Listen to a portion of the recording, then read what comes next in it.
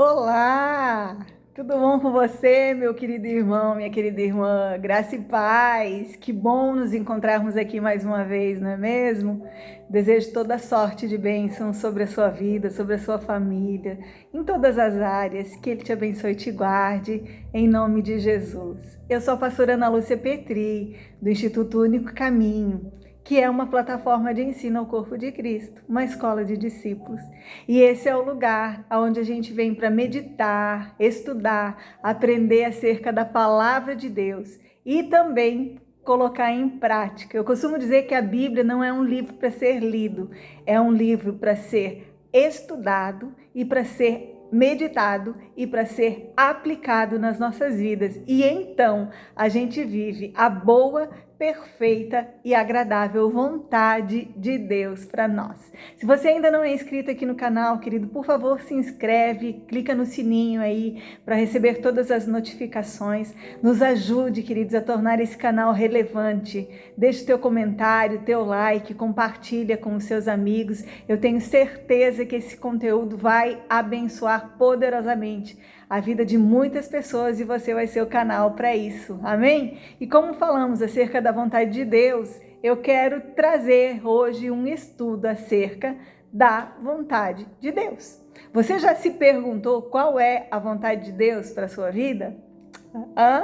Quem sabe o Senhor pode revelar a você algumas coisas nesse estudo. Então, bora prestar atenção?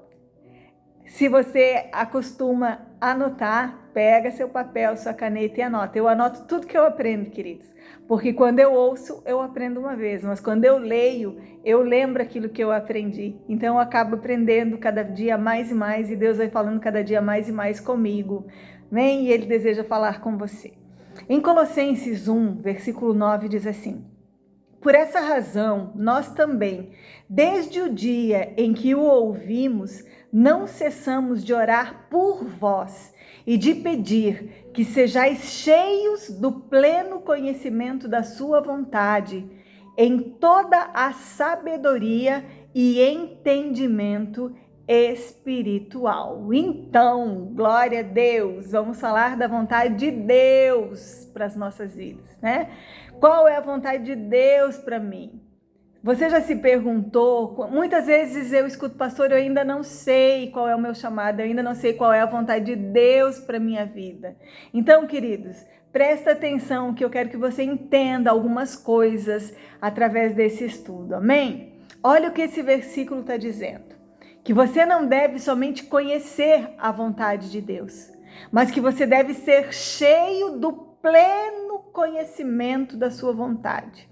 O que é ser cheio? É ser cheio, é estar transbordante, é não faltar nada, é estar até em cima, do pleno conhecimento. O que é pleno? É algo completo. Então você precisa estar cheio do pleno conhecimento da sua vontade. Mas isso só não basta, porque além disso vai dizer assim: pleno conhecimento com toda a sabedoria. E não só isso, com entendimento espiritual também. Amém, querido? Então, por que entendimento é tão importante? Está dizendo que a gente não deve apenas conhecer, mas a gente precisa entender. Entendimento espiritual é a coisa mais importante das nossas vidas. Veja bem, quando eu falo acerca de vontade de Deus, você pode pensar assim: qual é a vontade de Deus? Morar aqui ou morar em Miami? Cursar direito ou medicina? Casar com o Tiago ou com o João? Esse assunto é bastante delicado, queridos. Mas eu quero falar a respeito de outro tipo de vontade. Isso, Deus, Ele vai acenar para você e você vai acabar, né? Deus, Ele respeita também a sua vontade. Amém? Mas eu quero tirar uma dúvida acerca da vontade de Deus. A vontade de Deus, ela é um mistério, e para nos ajudar nesse mistério, Deus enviou o seu Filho para nos ensinar a respeito do reino de Deus, para desvendar os mistérios do reino de Deus. E ele fez isso muitas vezes através de parábolas. E o que é uma parábola? É uma história que alguém vai contar, um exemplo de alguém que alguém vai usar de um acontecimento, de algo que todo mundo conhece, né? Que vai chamar a atenção, que vai, né, vai trazer imagens à sua mente. E através dessa parábola você vai acabar conseguindo enxergar a lição. E aliás, aos discípulos, ele explica as parábolas. E em Mateus 13, ele vai contar a respeito da parábola do semeador. E diz assim: escutai vós, pois, a parábola do semeador. Ouvindo alguém a palavra do reino e não a entendendo, vem o maligno e arrebata o que foi semeado no seu coração. Este é o que foi semeado à beira do caminho. O que foi semeado entre pedregais é o que ouve a palavra e logo recebe com alegria, mas não tem raiz em si mesmo e antes é de pouca duração. E chegada a angústia e perseguição por causa da palavra, logo se ofende. O que foi semeado entre os espinhos é o que ouve a palavra, mas os cuidados deste mundo e a sedução das riquezas sufocam a palavra e fica infrutífera. Mas o que foi semeado em boa terra é o que ouve e compreende a palavra. Ele entende a palavra e por isso ele dá fruto e produz a 100, outro 60 e outro 30. Então, queridos, Jesus, ele estava aqui explicando a respeito da parábola do semeador que ele tinha pregado diante de uma multidão, mas agora aos seus discípulos ele estava deixando claro, ele estava explicando. E ele está dizendo que o semeador saiu a semear. E quem é o semeador? Né? Semeador é aquele que semeia a palavra. A semente é a palavra de Deus. Né? E o semeador é um só. E os que ouvem a palavra, ouvem a mesma palavra. Então, o que vai fazer a diferença é o solo aonde vai cair essa palavra. E o solo é o meu coração, é o teu coração. A semente que caiu à beira do caminho, a palavra vai dizer que ele não entendeu a palavra e por isso veio o inimigo e roubou.